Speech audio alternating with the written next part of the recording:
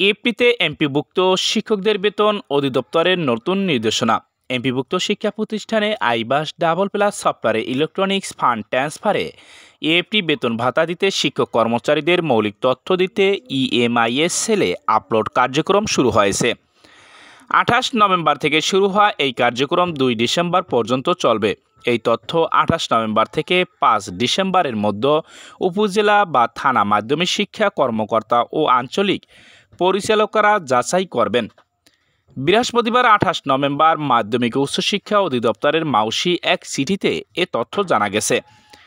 চিঠিতে বলা হয়েছে, মাধ্যমিক উচ্চশিক্ষা অধিদপ্তরাধীন যেসব শিক্ষা প্রতিষ্ঠানে স্কুল ও কলেজ এমপিভুক্ত জনবল রয়েছে তাদের এমপিও টাকা আইবাস ডাবল প্লাসের মাধ্যমে এএফটিতে পাঠানোর জন্য এমপিভুক্ত শিক্ষক কর্মচারীদের কিছু মৌলিক তথ্য প্রয়োজন।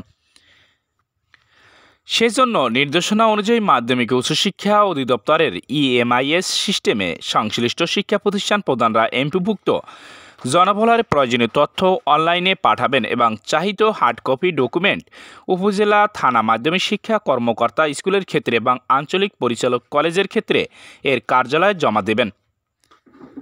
প্রতিষ্ঠান প্রদান কর্তৃক অনলাইনে পাঠানো তথা এবং দাখিল করা হার্ড কপি ডকুমেন্ট যাচাই করে স্কুলের ক্ষেত্রে উপজেলা থানা মাধ্যমিক শিক্ষা কর্মকর্তা এবং কলেজের ক্ষেত্রে আঞ্চলিক পরিচালকরা পরবর্তী কার্যক্রমের জন্য নির্ধারিত সময়ের মধ্যে মাধ্যমিক ও উচ্চশিক্ষা অধিদপ্তরে পাঠাবেন। প্রতিষ্ঠান প্রধানদের দাখিল করা হার্ড কপি ডকুমেন্ট উপজেলা থানা মাধ্যমিক শিক্ষা কর্মকর্তা এবং আঞ্চলিক পরিচালকরা নিজ নিজ দপ্তরে সংরক্ষণ করবেন।